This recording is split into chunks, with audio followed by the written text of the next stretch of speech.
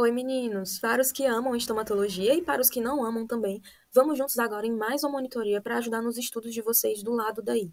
E vamos começar um pouquinho hoje sobre a temática dos exames complementares, que juntamente aos exames físicos e à anamnese, ambos realizados previamente, vão ali compor o nosso diagnóstico integrado, ou seja, a união desses três mecanismos, né? Então, qualquer coisa, eu estou à disposição de vocês para alguma dúvida que possa existir e é só falar comigo depois. Então, vamos lá. De antemão, é imprescindível que a gente contextualize o processo diagnóstico não somente na vivência da estomatologia, como também na clínica odontológica de modo geral. Como assim?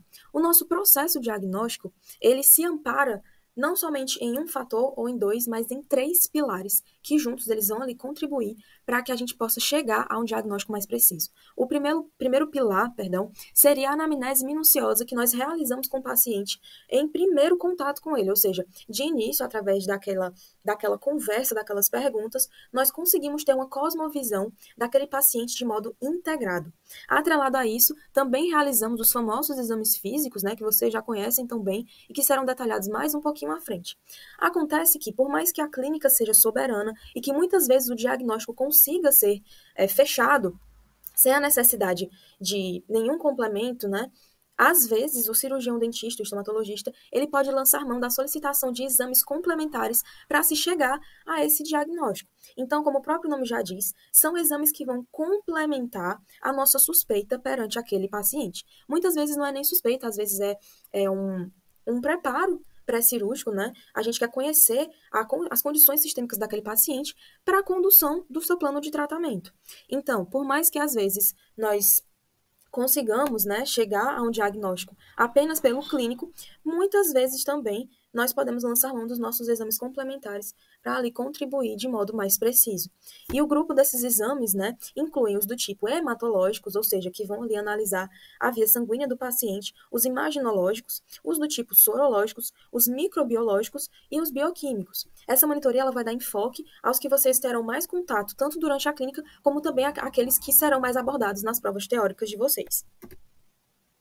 Então, pessoal, adentrando melhor nessa parte da anamnese detalhada, é justamente através dela que a gente coloca em prática os princípios da nossa clínica ampliada, que é justamente o oposto da clínica reduzida, em que havia uma distinção, uma comunicação muito verticalizada entre o profissional da saúde e o paciente. Na clínica ampliada, o paciente ele é colocado no centro do seu processo de saúde e doença e ele atua como protagonista desse processo também. Então, nós buscamos entender todo o contexto socioeconômico, sociocultural daquele paciente e como, de alguma forma, aquele contexto está impactando na condição que o paciente trouxe até nós. Então, nós vamos ter contato com a queixa principal daquele paciente, que deverá ser ouvida com a maior atenção do mundo, né? Que foi justamente o que trouxe aquele paciente até nós. Quando aquela queixa surgiu, se aquela queixa tem relação com o histórico familiar daquele paciente, como é que aquela queixa ela se relaciona com a situação odontológica dele, como que aquele paciente ele veio até nós, como é que está o histórico médico dele, o histórico de fármacos e como tudo aquilo se relaciona com a sua condição atual.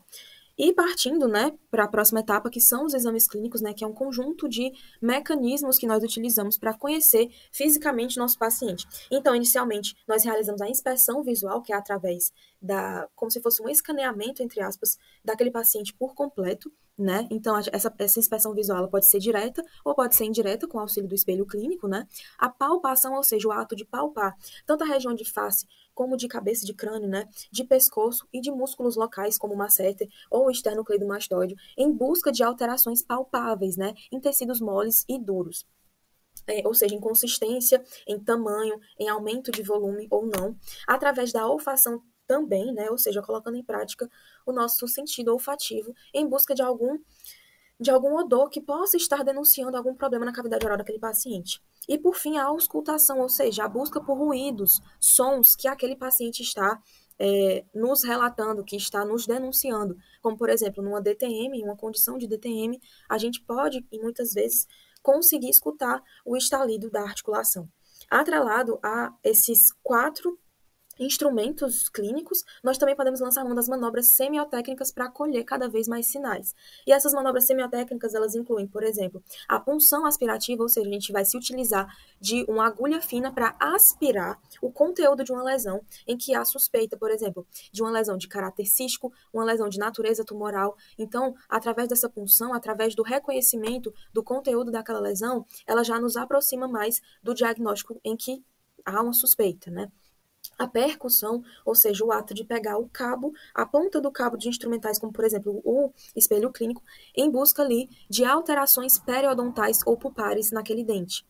A raspagem também é outra manobra semiotécnica, por incrível que pareça. Por exemplo, em casos de granulomas piogênicos, né, ou seja, lesões reacionais, às vezes a retirada do fator causal, que naquele caso, por exemplo, pode ser o cálculo supragengival, já pode ali ajudar a estabelecer realmente se aquilo ali é um granuloma piogênico, se aquilo ali é uma lesão reacional, se de fato aquele cálculo supra, ele estava sendo realmente o fator predisponente ao surgimento da lesão.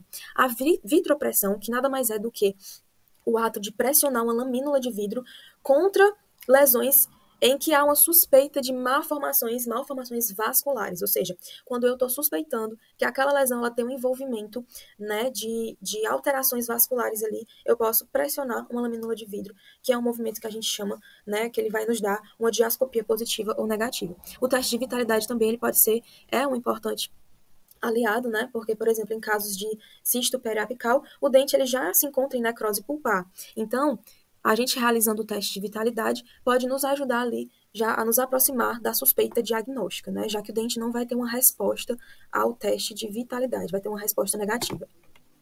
Aqui eu trouxe para vocês dois exemplos da prática clínica de algumas manobras semiotécnicas realizadas. Então, aqui à esquerda, nós temos a realização de uma punção aspirativa. Vocês podem ver que ela está sendo realizada nessa região de aumento de volume, mais ou menos ali em prega muco-vestibular, ou seja, em fundo de sulco vestibular do paciente, em direção ao ápice daquele dente. Vocês podem ver que o líquido que saiu foi de uma coloração amarelo-citrino, ou seja, denunciando que ali há uma cavidade cística, né? Há a presença de um possível cisto periapical. Esse líquido ele pode ser enviado para análise depois. E aqui do lado direito, nós temos a realização da vitropressão, ou seja, nesse lábio inferior, esse paciente apareceu com essa lesão, o cirurgião dentista provavelmente suspeitou de alguma lesão do tipo oriunda de uma malformação vascular, pode ser arterial, pode ser de vasos mais simples, como os capilares e vênulas.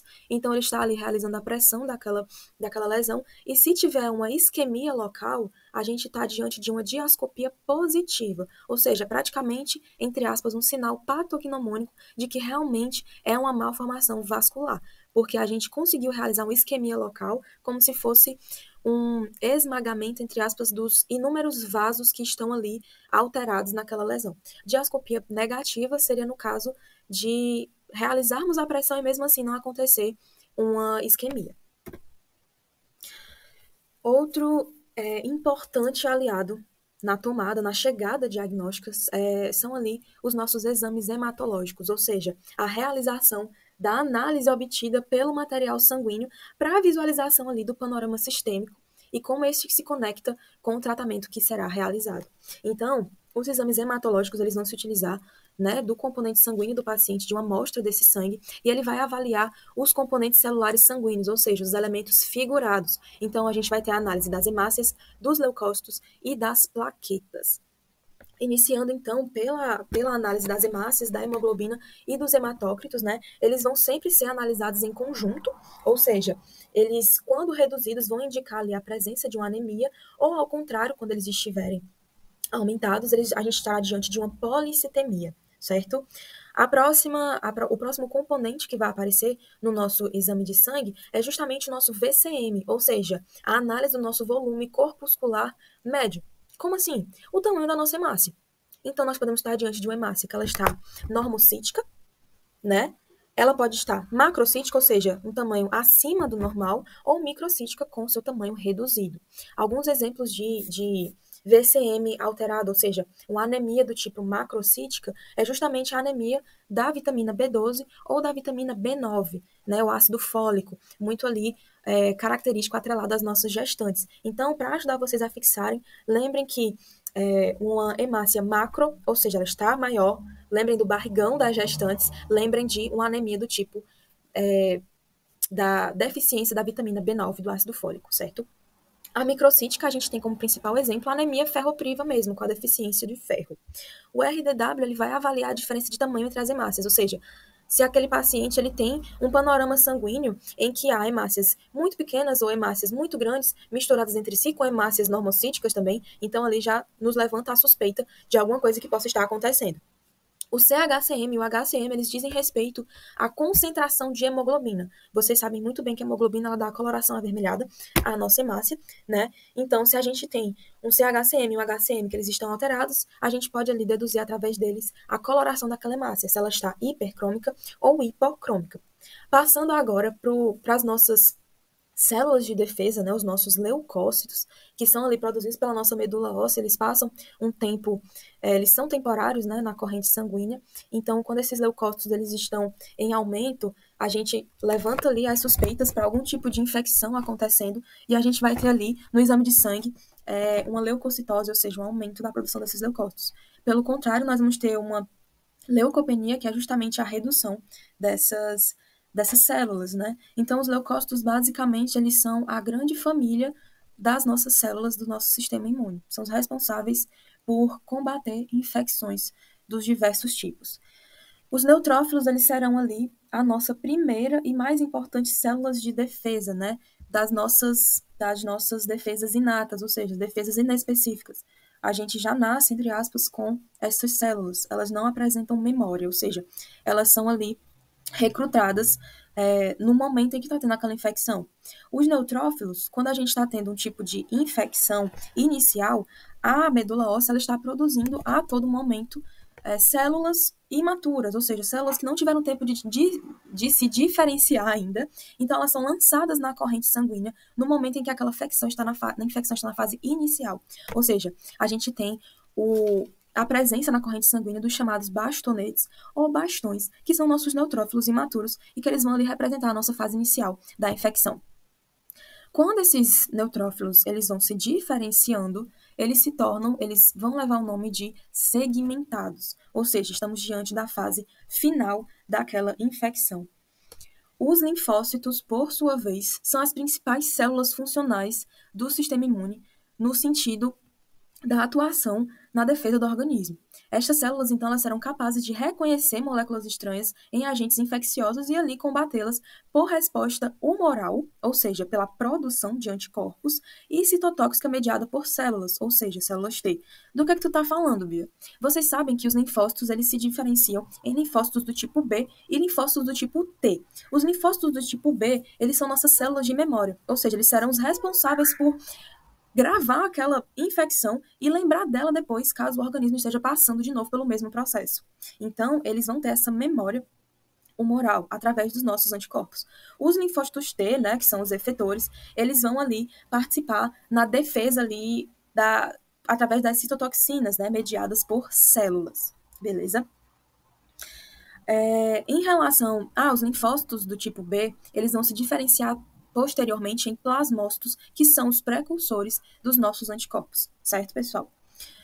Os monócitos são nossos principais representantes do nosso grupo fagocítico, né? Nosso grupo que vai ali realizar a fagocitose das nossas infecções. Então, nós vamos ter ali as células que elas vão participar da fagocitose de bactérias e de outros detritos, né, teciduais, e vão permanecer mais tempo no local da inflamação.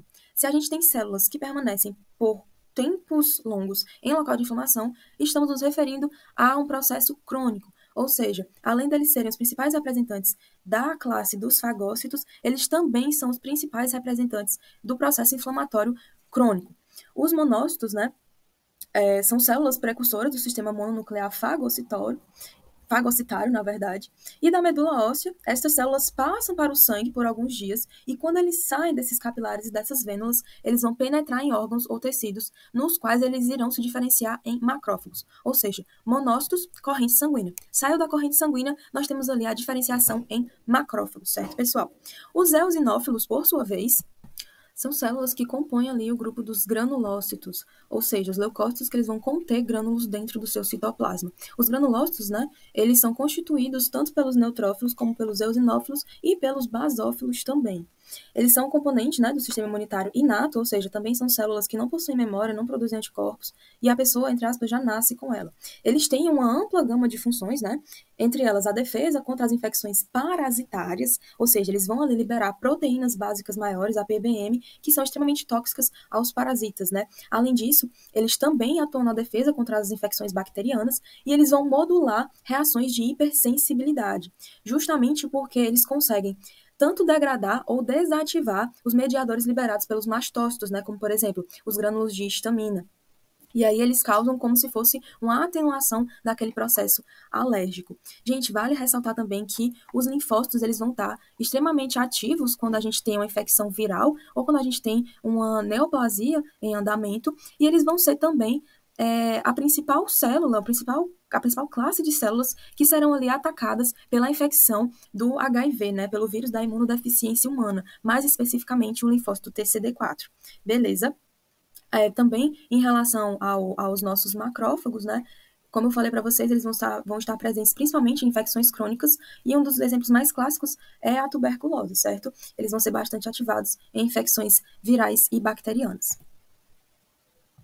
Ainda dentro dos exames hematológicos, nós também podemos avaliar a condição plaquetária e a condição de sangramento daquele nosso paciente, a título, né, de investigar como é que vai ser o nosso transcorrer cirúrgico, se aquele paciente faz uso, por exemplo, de um anticoagulante, se aquele paciente ele tem uma facilidade para a formação de coágulos, se ele tem uma hemofilia, se ele tem uma facilidade de sangramento, tudo isso a gente pode investigar através da solicitação, por exemplo, da contagem de plaquetas e do tempo de sangramento para avaliar ali a condição da nossa hemostasia primária. Hemostasia primária, a título de curiosidade, é a etapa da hemostasia em que há a regressão do sangramento através ali da formação de um tampão provisório para conseguir estancar o sangramento, né? Conseguir estancar ali através justamente da produção desse trombo, né? Desse tampão temporário. A gente também pode solicitar o tempo de trombina, que é o TAP, né, que vai avaliar ali, como vocês bem sabem, a hemostasia ela também se divide em via extrínseca e via intrínseca, né? A TAP ela vai avaliar essa via extrínseca e o tempo de tromboplastina, ou TTPA, ele vai ali avaliar a nossa via intrínseca. Tanto a via extrínseca como a nossa via intrínseca, elas fazem parte da hemostasia, dessa vez secundária. Ou seja, durante essas vias, né, durante a atuação dos fatores dessas vias, que a gente vai ter ali a formação de uma rede de fibrina que vai consolidar o nosso trombo e impedir que haja um ressangramento daquela lesão. Em relação à panorâmica não, gente. Em relação ao panorama glicêmico do nosso paciente, a gente pode solicitar a hemoglobina glicada, né? Que ela vai avaliar ali a glicose do paciente nos últimos 3 meses, ou seja, ela é menos sensível à mudança de dieta daquele paciente, como também, previamente, no dia da cirurgia, em relação ao transcorrer cirúrgico também do sangramento não, da glicemia, a gente pode solicitar uma glicemia em jejum, só que ela vai avaliar as últimas 8 horas. Qual é o grande problema da glicemia em jejum? O paciente ele pode alterar a dieta dele e isso vai alterar, consequentemente, o resultado do exame. Então, o paciente que ele tem a tendência de ter um aumento de glicose devido à sua dieta, vai ter ali uma mudança. Por exemplo, ele sabe que vai realizar o exame, então ele passa a se alimentar diferente, faltando uns 2 dias para o exame, por exemplo. E aí a gente vai ter um resultado que pode ser alterado, que pode ser um resultado, entre aspas, falso, que não condiz com a realidade. Então, nós temos um exame que ele é mais sensível a alterações de dieta. Em relação aos exames imaginológicos, né, nós temos a radiografia e a tomografia, que, respectivamente, são exames bidimensionais e tridimensionais que vão ali avaliar a extensão, as bordas da lesão, como é que essa lesão está se comportando em tecidos duros, né?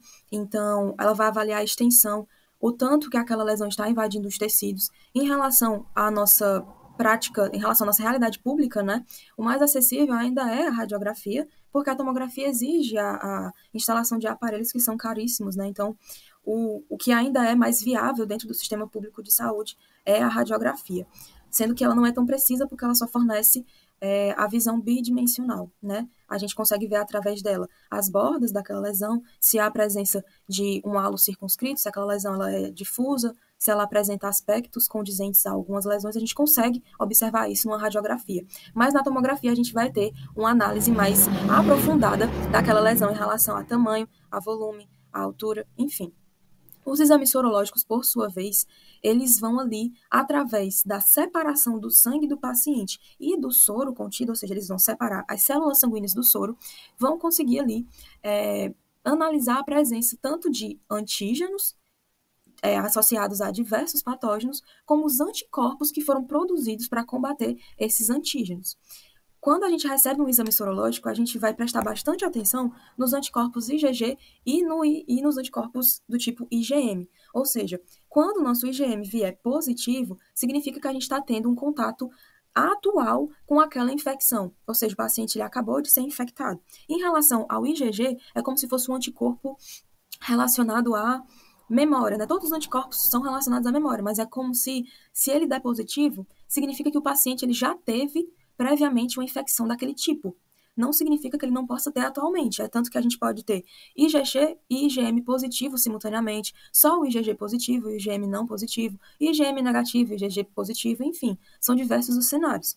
Por último, nós temos o FAN, que é o fator antinuclear, que ali ele vai nos dar um esclarecimento da presença ou não de uma condição autoimune. Então, se, por exemplo, a gente está suspeitando que o paciente está com líquen plano, né, que é uma lesão imunologicamente mediada, a gente pode solicitar o FAN para saber se realmente aquele paciente está enfrentando alguma condição que está comprometendo o seu sistema imune, né, que no caso seria uma condição autoimune. Só que o grande problema do FAN, na verdade, não é um problema tão grande, é que ele não vai nos dizer especificamente qual é a condição autoimune. Ele só vai dizer que tem, ele vai positivar, aquele paciente tem.